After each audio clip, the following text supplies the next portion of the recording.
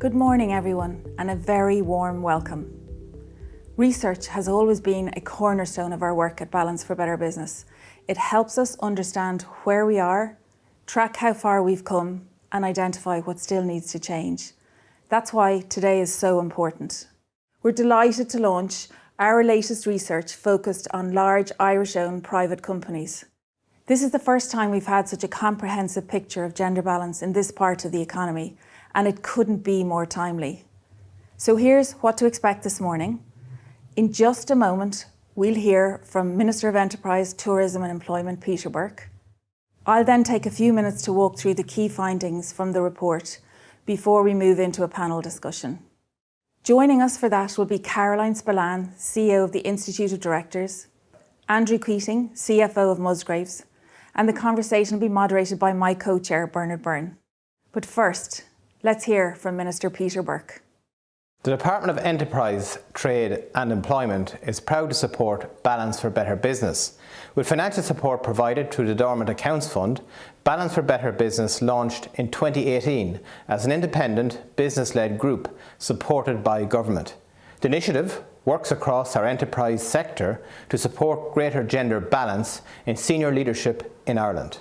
Improving gender balance in business, especially at senior levels, is an important goal, and it is vital that we continue to advance equality.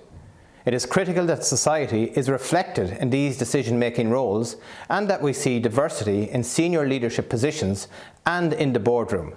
From a purely business perspective, we know that the companies that are the most gender diverse also tend to be the best performing too. Since its launch in 2018, we've seen some excellent progress achieved through the initiative's work. Having lagged the EU average for female representation on the boards and leadership teams of its largest listed companies when B4BB was launched, Ireland now ranks 6th in the EU for female board representation and 5th in the EU for leadership teams, well ahead of the EU average. A significant milestone was accomplished last year. Our target of women representing 40% of board members within the ISEC 20 companies was achieved due to an increase of 22% since 2018. Since the launch of the initiative, large Irish-owned private companies have increased the proportion of women in their boards by 5 percentage points. It is great to see the very significant improvements that gender balance on boards, but we need to continue to see improvements in leadership. Many aspects of businesses are still very much male-dominated, particularly for key decision-making roles, leadership teams and board membership outside of publicly listed companies. This is also a broad trend of lower female representation on boards but higher representation on executive leadership teams of privately owned companies, a feature shared internationally. We must build on and sustain the momentum that has been achieved to date. I was delighted to launch a new 5-year strategy for Balance for Better Business last May, which focused on guiding organisations through advancing their gender balance journey in a structured way, with the overreaching goal of attaining 40% plus female representation on both company boards and leadership teams across all company cohorts. Across government, we will strive to support businesses in their efforts to realise this vital change, while remaining committed to policies that promote a more equal, diverse and inclusive workforce for the female leaders of the future. Now, let me take you through what the research tells us. We know that achieving gender balance in business leadership isn't just the right thing to do, it's a smart business decision. And over the last few years, we've seen real progress in Ireland's publicly listed companies. ISEC 20 boards have crossed the 40% threshold for female representation. That's a milestone to be incredibly proud of. But the job isn't done. Today, I want to talk about the companies that often fly under the radar. Privately owned Irish businesses. These firms make up the backbone of our economy. They employ thousands, drive innovation and play a huge role in our communities. So how are they doing on gender balance? Our research gives us a clear picture, and it's a mixed one. So let's start with the good news. When it comes to senior leadership, large Irish-owned private companies are holding their own. In fact, they're slightly ahead of publicly listed firms. 28% of leadership roles are held by women, and in key roles like CEO and CFO, private companies are leading the way. 21% of CEOs and 28% of CFOs in large private firms are women, higher than in publicly listed companies. So the pipeline is there, the talent is there, but there is a gap we cannot ignore. Almost 22% of board members are women. That's well below the 40% targets we set and a long way from the progress we're seeing in listed firms. And one to really think about, 41% of private companies have no women on their boards. The pace of change is slow. And when you look closer at the data, you see big variation between sectors. Some are making strides, others not moving. What's driving this? One key barrier is transparency. We've said it before, what gets measured gets done. Most private companies are not required to report gender balance data, and only 16% do so voluntarily. And when they do, the definitions vary. Leadership can mean different things to different organisations, and that makes it hard to compare and even harder to measure. So what can you do? What can we do? 1, better reporting. The new EU Corporate Sustainability Reporting Directive gives us an opportunity here. Let's use it to make gender balance data clear, consistent, and publicly available. 2, all of us can help support private companies to bring independent directors onto their boards. It's a practical step that opens up access to new perspectives, professionalises governance, and supports better decision-making. 3, one size doesn't fit all. Each sector faces different challenges, so a tailored, sector-specific approach is key. What works in the tech firms may not work for construction. So by aligning our actions with the reality of each sector, we can drive more meaningful and lasting change. 4th, and finally, let's not forget the role of owners and investors, especially in family-run or private equity-backed firms. Their influence matters. When investors prioritise gender balance, it changes the conversation. In today's climate, change, disruption, timing is everything. We know what works. The roadmap is clear. Seamus Heaney said, "Hope is not optimism, which expects things to turn out well, but something rooted in the conviction that there's good worth working for." Gender balance won't happen by accident. It takes leadership, collective momentum, and it takes all of us moving with purpose in the same direction. Let's make it happen. Carol, that's great. Thanks for giving us that very concise overview of today's report.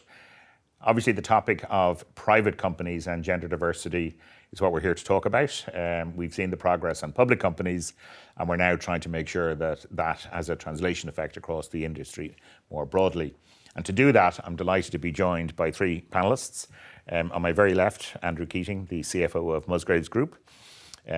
Beside Andrew is Caroline Spillane, the Chief Executive of the Institute of Directors, a representative organisation with 3,500 members covering all sorts of enterprises, large and small in Ireland. And beside me, Declan Hughes, Secretary General for the Department of Enterprise, Tourism and Employment. So I think we've a very interesting panel to really look at the detail of what is it that companies need to do and what is it that government can do to help companies make progress on this very important topic. So Andrew, I'm going to start with you. Please. Retail, not renowned for its diversity historically, but I know in Musgraves it's a topic that has been taken very seriously for a number of years. Maybe you could start us off by giving us some ideas as to how Musgraves got into the topic and where it's at in terms of its progress at this stage. Great. Bernard, yeah, no problem at all. So I suppose if I took a step back and anchored it in terms of our purpose as an organisation, so we think about Musgrave, the purpose of Musgrave being to grow good business. And that's business that's both high quality, but also business that does good in the communities in which we operate. And within that purpose, the whole area of diversity sits full square and centre in relation to that. There's also, it's really critical from a commercial success perspective when you think about the fact that 2/3 of the buying decisions for food in this country are taken by women. It's really important that we represent that demographic really, really well. So we've done a number of things in terms of the strategy so far. There's a piece about leadership. It's really important that it comes from the top. So We have a very supportive chief executive. We have a series of different employee resource groups, all of which are sponsored by a member of the executive team. So for myself as the CFO, I sponsor the gender ERG. It's also an ERG that has the benefit of a co-chair, a man and a woman in relation to that. And that's been very important in terms of advancing the work that we've been doing. Collaboration has been very important for us as well in terms of the journey. So we've effectively been able to accelerate our progress by partnering with a range of different organisations. A very obvious one is we were the co-partner to the setting up of the Lead Network Europe here in Ireland about 2 years ago, and now that's grown to about 1,000 people based in Ireland. And that's really focused on the whole area of gender diversity within the context of the FMCG sector. Beyond that, though, we also signed up to join the 30% Club because we felt that that would give us a much broader set of partnerships and inspiration from multiple sectors, not just FMCG, but also give us a broader Irish context in relation to that. One of the other important things that we've done is to set targets, not so much quotas, but very much sort of targets for different populations of our staff. So in terms of having gender diversity at the high potential level, at the senior management level, and at the executive level in terms of the journey so far. Andrew, you touched on it there. One of the great things about the title, Balance for Better Business, is we believe that actually it makes sense and it results in better business. And you've talked about the fact that when you look at the demographic of buyers, females are making such important decisions commercially from your business point of view. But on the ground, how has it resulted in a change in the business and the diversity across your organisation? Yes, so certainly, and I think you referenced it earlier, like retail probably comes from a traditionally male-dominated sector. And so we've had to work very hard at that. And some of the things that we've had to concentrate on is the whole idea of male allyship. And that's been very important.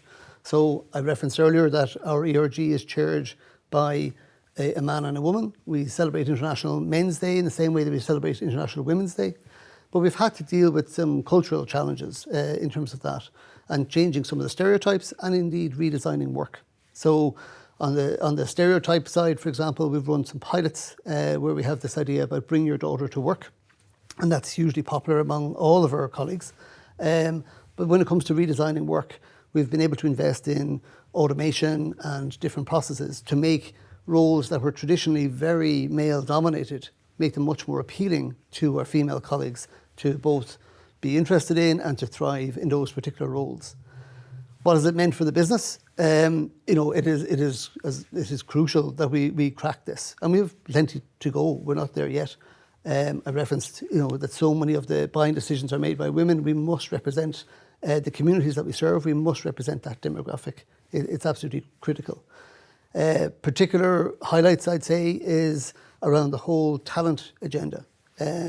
Obviously, the good news in Ireland is we've effectively got full employment.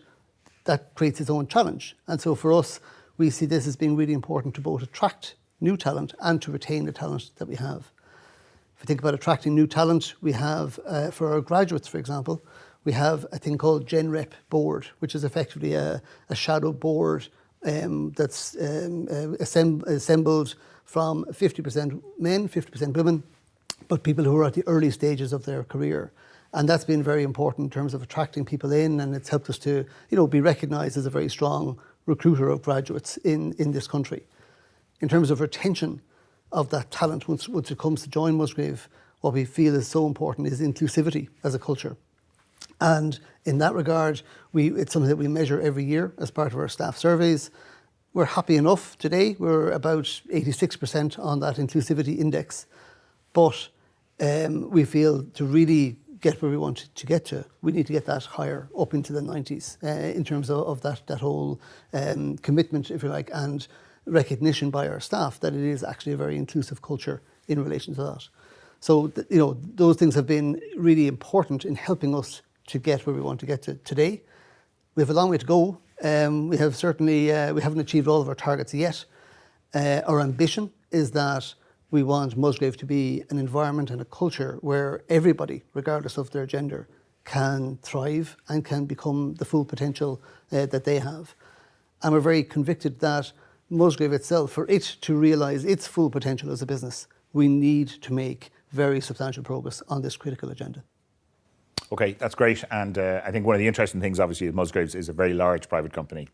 Caroline, maybe if I can talk to you now about the breadth of companies that you're representing from a private company point of view and some of the specific leadership challenges that businesses face, some of which are much smaller than maybe the business that Andrew is talking about.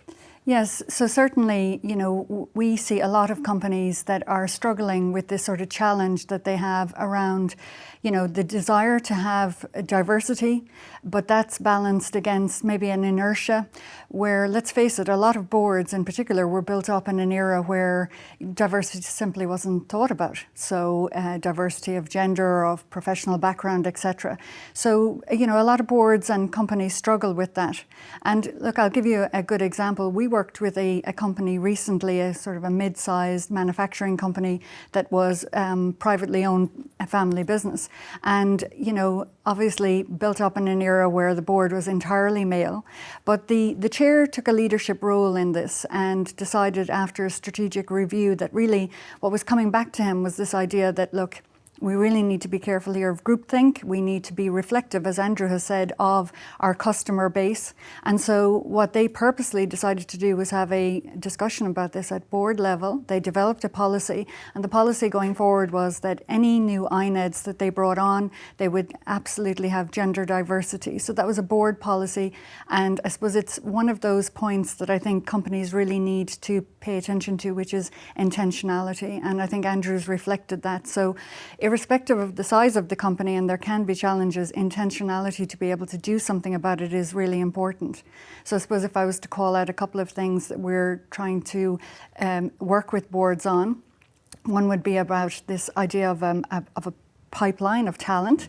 And one of the things I'd say about that is that, in terms of trying to get a pipeline of talent, you really need to take a step back and think about things like role profiles and, the types of organizations that you would have partnered with before to try and attract in talent, either at senior leadership level or at a board level, to make sure that it's as diverse as possible. And then one other thing I'd call out is that for boards in particular, where you have a diverse group around the table, it's really important to kind of pay attention to the cultural side and those sort of subtle things that can happen at board and organizational level that can trip you up. So things that I've seen that have worked really well for boards is where they have rotation of committee chairpersonships. They're really very focused on making sure that their learning and development activities are balanced. And also small things like how you socialize, how you network, that is leaning into making sure that if you have diversity around the table, that everybody can participate and buy into that.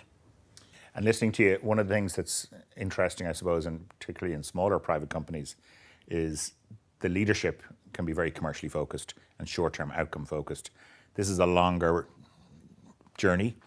Do you think that's a challenge sometimes for boards in facing into that issue of it's a slow burn sometimes, and that intentionality point that you raise is very important to achieve an outcome? For sure, because people will think, is this going to have a longer term cost for me? Or when is this actually going to pay back? So I think having that longer view is really important, and making sure that you're thinking about things like, as Andrew has pointed out, that idea of reflecting the diversity of the groups that you're, say, selling into, etc. So it is a strategic decision. It does have to be embedded within your strategy. It does have to be led from the top. And, it shouldn't be looked at as a cost. There are absolutely tons of resources that are available to organizations to lean into. Balance for Better Business has a roadmap. There's a lot of resource and guidance on the Balance for Better Business website. So companies shouldn't feel that they need to reinvent the wheel and put a lot of money into trying to figure out how to do this. Irrespective of your size and your scale or your sector, there's a lot of information and advice available. And actually, you know what? Other people within your sector and other sectors can be incredibly generous in demonstrating the pathway that they've taken and what the outcome has been. Thank you. Declan, when Carol was talking earlier and summarising the findings, and the issue of transparency, public accountability has been seen to be really important in making progress, certainly on the public company side and now on the private company side. To date, I think there's been a very collaborative approach between government setting the policy and trying to support issues such as Balance for Better Business and other initiatives. What do you think is the status now? And what lies ahead for companies? I think that approach, so when Balance for Better Business set up 7 years ago, we had that choice in terms of around reporting, transparency, do you set quotas, etc. And the approach when we talked to industry and to ministers was actually we needed an inclusive approach where we brought everybody around the table and worked through what are some of the gaps, what are some of the areas for improvement and where could we focus. And it's extraordinary. If you think in terms of over the last 7 years, we've gone from just under 20% to now 40% of women on boards of publicly quoted companies. It's extraordinary success. And now, under your chairmanship with Carol, in terms of we're setting that ambition even further. But the next level down is that level in terms of on the management side and the private company side. And I think that's where the show and tell is really important in terms of you can see it and you can see the success of companies that have that diversity on their board, which enshrine it in terms of in their purpose, as Andrew just mentioned, but are actually taking deliberative actions and are very intentional about it. That's the approach that's working for us at the moment in Ireland. All the reporting is very helpful. Gender pay gap reporting, pay transparency, all the statistics, because they actually help then internal processes. And we do it in the public sector as well, so we have our own reporting on gender pay gap. But it helps you then to look at your policies and your programs and your networks and initiatives that our colleagues have mentioned in terms of, well, what can we do about these particular areas? Government is there to support in terms of we have various initiatives which should come through in terms of right to request remote work, increased sick days, etc. So the policies and programs are probably generally there, but it's actually seeing how you can better apply them. And then similarly in terms of when we work with companies at the company level, through Enterprise Ireland and through IDA, again, it's about helping companies on that journey to sort of say in terms of your market or where you're focusing on, who are the customers, what are your competitors doing? And then also, what are some of the good practices?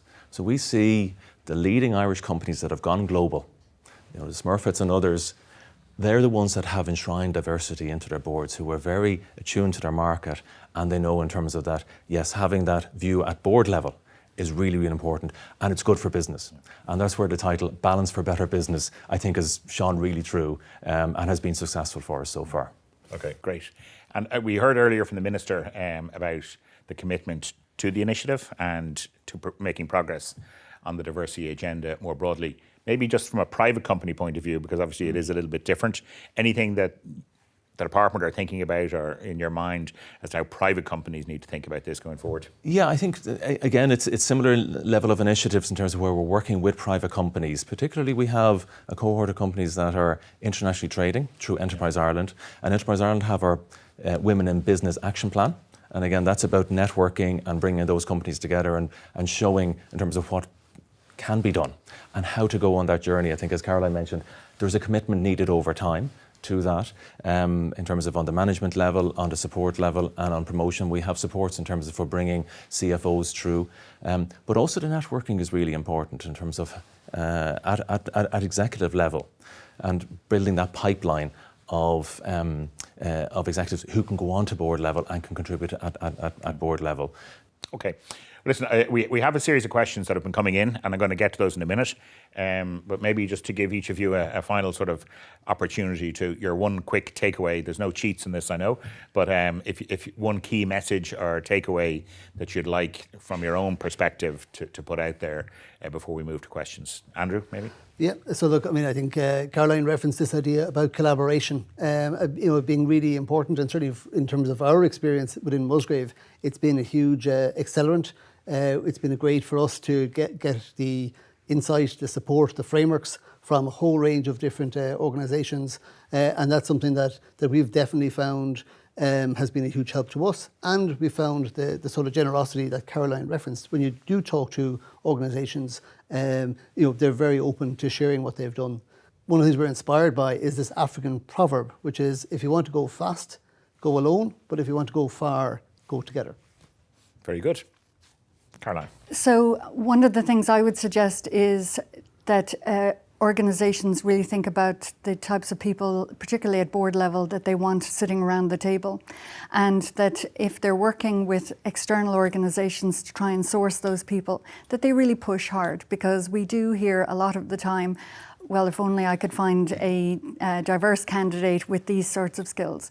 They exist. You just need to really push hard to make sure that you have a list that you can work from, with diversity being the top criteria. So that's the number one thing that I would say. Make sure that you are really purposeful in ensuring that the pool of people that you could work with around the board table is as broad as possible from the outset. Okay. And a shameless plug for you, because I think you have a lot of initiatives in that territory We can help promote that. So Caroline is available to help. Sorry, Declan. And just to complement what my colleagues have mentioned, I think the Balance for a Better Business roadmap, we have a whole suite of resources which are on our website. And the key of that is, as we've just mentioned, is about staying in the conversation, stick with the journey. There are so many networks and so many organisations, both on at professional level, in terms of Institute of Directors and various Engineers Ireland and others, who have that network that you can plug into, that you can actually get connections in terms of how other organisations going on this journey. And some of that may be at sectoral level. So when it comes to construction and hospitality and retail, 3 areas we're particularly focused on at the moment, yes, there's a lot of mutual learning there, and there are a lot of resources which are available then for senior leaders and others to think about their board and to think about opening up, and do that in a safe way, particularly for private companies, because many are family owned, and there is a little bit of reluctance there, but it's to look at the experience of others in terms of how do you bring in that external expertise and have that diversity around the table, which will help with your decision making for growth and prosperity. And I'll take that very helpful prompt. So please do check out the roadmap. It's up on the website. And the number one element is have a plan. If you have a plan, you have a chance. If you don't have a plan, you have a much lower chance. So maybe what I'll do now is we'll end that part of the panel session and we'll go to the Q&A. We have some questions that have come in from the audience, and maybe we'll start on the topic of mentorship and sponsorship. So we'll go in reverse order this time if we can, Declan. Mentoring, sponsorship, how can the department help, and do you see it as something that's been helpful in making progress? So it's interesting, mentorship and sponsorship. The Programme for Government has a really strong focus on women and girls. We're developing a new women and girls strategy, which will hopefully come out over the coming weeks. And there's so many other areas, but one of the areas that's actually is highlighted in the Programme for Government is the role of mentorship and sponsorship in both the public and the private sector. Because we see that as hugely benefit to the public sector to have mentors and sponsors involved from the private sector who can help to guide. But similarly, in terms of that the public sector should also be involved in terms of mentorship and sponsorship with the private sector, because in terms of setting governance, regulatory environments, how does business perform, what are good practices, etc. So we say that as really important. And again, coming back to this, the networks which people are involved in, the professional organisations, the business representative groups, and I think others such as IBEC and ISME have put a huge amount of focus in terms of on their councils and ensuring there's diversity there, but also in developing those networks and providing access to mentors and sponsors who can help both senior leaders, but also in terms of the pipeline of talent that Caroline mentioned, in terms of bringing people through Institute of Directors and others, in terms of those resources which are available, to utilise those and to tap into those. The 30% club was also mentioned. There's so many, but it's actually having the confidence to turn up and sort of say, this is what I need, or this is what my team needs, and then to go on that journey. And ensure then that's also continuously monitored and tracked through the annual performance management, the rest of the management team, that everybody's going on that journey together. Caroline. Yeah, at a very practical level, and just picking up what Declan has said here, you know, I think it's really important that senior leaders would think very consciously about supporting people, sponsoring people and mentoring people, and that needs to be male and female. And so I think you need to be quite deliberate about having a group of people that you will select who have, you know, leadership potential, and that you very purposefully work with them and do small things. Like, for example, Declan talked there about networks and organisations. A tiny effective thing to do is to actually invite somebody to go to a networking event with you. And in that way, You help them because, look, let's face it, all of us can be intimidated walking into rooms, but you also open doors for people in maybe in a more informal way. So a very small, subtle thing, but can be very effective, is to, and I would say this particularly to men, is to identify people that perhaps you can introduce to your network, bring them along and help them to grow their network and to break into perhaps areas of development that they wouldn't have previously had access to. Okay, really good. Thank you. Great. I'd say, Caroline, you must have been studying Musgrave's approach to some of this, because we have a very strong structure where all of our high potential people are mentored by somebody in the senior leadership. So all of our senior leaders must mentor at least one, and more typically it's up to 3 people that they mentor in terms of providing that advice and support. What we've found in Musgrave is actually that the sponsorship, when coupled with the mentorship, is the real game changer. Because as a sponsor, you're actually starting to advocate for the person. You're supporting the person in terms of understanding what opportunities are there, assessing it, creating the encouragement, the inspiration to actually go for it, for people to move outside their comfort zone. So the combination of the mentorship, which is so important as a foundation, but actually then taking it to the next level with sponsorship, has just been fantastic for us in terms of deepening the pipeline of talent that's coming through the different areas within our organisation. Okay. Well, personally, I'd have to say that I know in my career I was hugely helped by a number of mentors and sponsors on the journey. And I can also say that now, in any way that I can be that role, you get an awful lot out of it yourself. So it shouldn't be forgotten that everyone gets a lot out of this. It is always a two-way communication, and you can increase your learning of the issues that are faced from a diversity point of view, and more generally by having those casual cups of coffee sometimes that you mightn't otherwise have, and it allows you to see a problem that maybe you weren't able to identify. So I would certainly encourage everyone on this particular webinar to think about that and maybe commit a little bit more time to being a sponsor or being a mentor or asking somebody to do that for you. I think it makes a huge difference. One of the other questions that's come in is around breaking molds. And I know, Andrew, you touched on it as a sort of a male-dominated industry, but there's plenty of male-dominated industries around. How important is it that companies step back and think about how they can break a mold and provide a new stereotype, a new role model, and how do they need to think about changing things in order to make progress on that? Yeah, I mean, I think it's been very important to us because of where we've come from and our history and heritage, to think thoughtfully about that. So some of the things we have done is, deliberately our ERG is called the gender balance ERG, so that it appeals to both men and women. It's not, let's say the women's ERG. Secondly, we've quite deliberately had the co-chairs of that group are deliberately designed to be one man, one woman, to sort of, to make sure that happens. We have gone further though in terms of some of the some of the work challenges. So in our business, a particular area is around kind of warehouse operations, and typically those jobs have really struggled to appeal to female colleagues, and for female colleagues to thrive in those organisations. What we've done is by investing in automation, by changing the nature of the work that's been done. What we've found is that it has become much more appealing to female colleagues and indeed to male colleagues, but ultimately it's become much more appealing to our female colleagues to both put their hand up, to be interested in that type of work, and then to support them in terms of actually being super successful in terms of that piece. And that's certainly been a real eye-opener for us in terms of by thinking carefully and intentionally about the design of some of the work we do, the activities that we do, we can actually achieve some very significant progress in relation to that. And Carol, I know the line of, if you can't see it, it's hard to be it. Is that something that some of your members talk about? I think it's a well-trodden line, but because it's so true. And I think profiling people within organisations is really important. And I think it can actually be very good for people recognising maybe elements or qualities or particular aspects of somebody's background that resonates with them, and then can open up an idea in their mind that, well, if that person can do that or got there, then perhaps that's something for me. So it's a small thing that organizations can do, but things like profiling people in newsletters, on websites, giving awards, all of those things, but taking the opportunity to actually describe the individual, their background, and how they got to the point of, receiving the award, etc., can be very helpful for people looking on and looking and seeing, well, actually, if that person did that, I could do that as well. Okay. And Declan, from a public enterprise point of view? So, certainly from our perspective,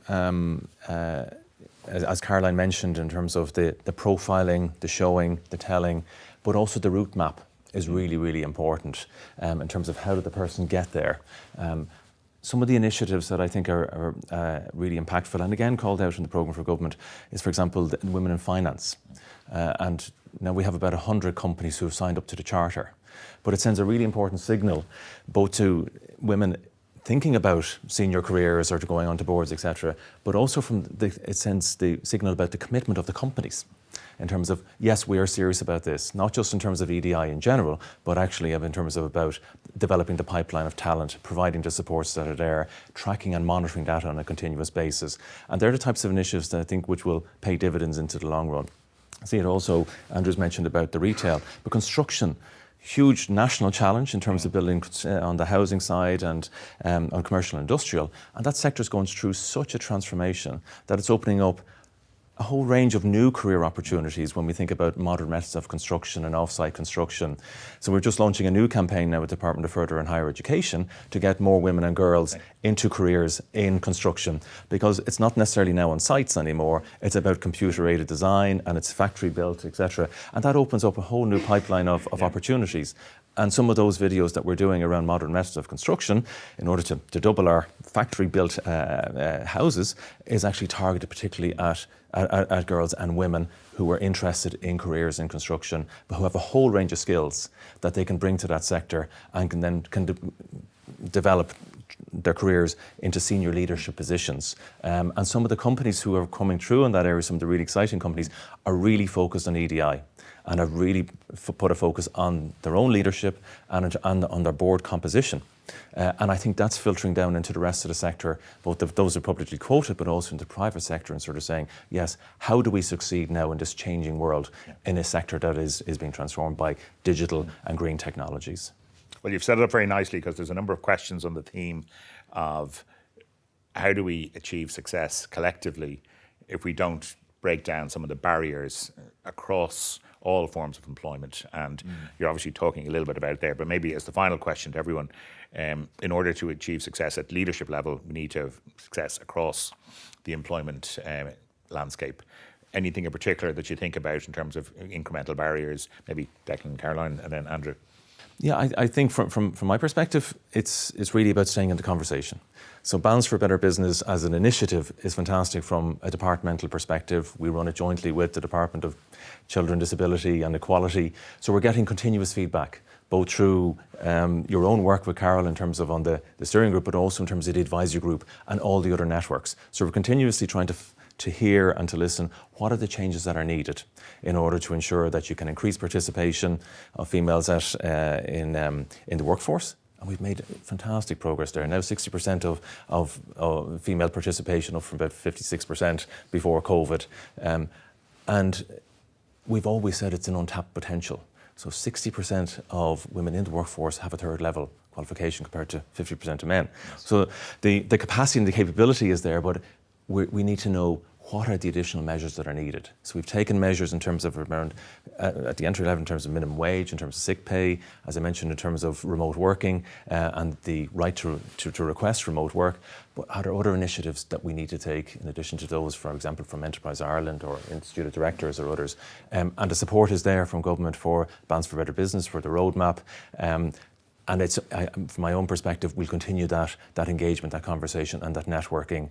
And reports like today's report, really, really influential in terms of hopefully for the private companies and for their boards and their senior leaderships. Thank you. Caroline. Yeah, so I think, hiring more women is only, part of the solution, or having more people on boards and part of the solution. I think it's about the system, and it's kind of picking up what Declan has said here. So you really need to make sure that the entire system is geared towards a better diversity. So things like, leadership development, embedding it within your strategy, and making sure that you are really looking at that pipeline of people and then measuring it and reporting on it. I think all of those things need to be thought about within an entire system of how you address this issue. Thank you. Andrew? Okay. Not dissimilar to what the colleagues have said. Maybe one kind of practical thing is this idea about bold moves. So certainly in my career, I've benefited hugely by people making a bet on me and giving me opportunity and responsibility maybe earlier than I would have expected it myself. And hopefully I've repaid that trust and confidence. But actually, we try to do that internally in terms of looking at all of the populations of people and trying to identify what are the bold moves we're going to make, and doing that in a very intentional way to help accelerate the development, the success of women and men coming through all levels of the organisation, so that we have a much greater balance in the future in terms of our leadership and our board. Okay, well, thank you all. Thanks, Declan. Thanks, Caroline. Thanks, Andrew. A huge thanks to KPMG for providing us with these amazing facilities today to be able to launch this important report. I'm delighted that we've been able to do it in such a casual way, but hopefully got to the key points. The issue of private companies unlocking this issue of gender balance is hugely important, and for the next decade, it's a topic that's going to be with us. So what I would encourage everyone to do is please do engage with the roadmap we have. Please do take the word intentionality, if I can steal Caroline. I think it's very important. Have an intention, have a plan, and be patient. And I think if people can stick with that and accept it's not a linear curve, it is going to be a forward and backward process. But I think if you have a plan and you stick with it, you can achieve an awful lot, as has been shown by the demonstration from the practical examples today. So thank you for joining us. Thank you for your time, and the best of luck.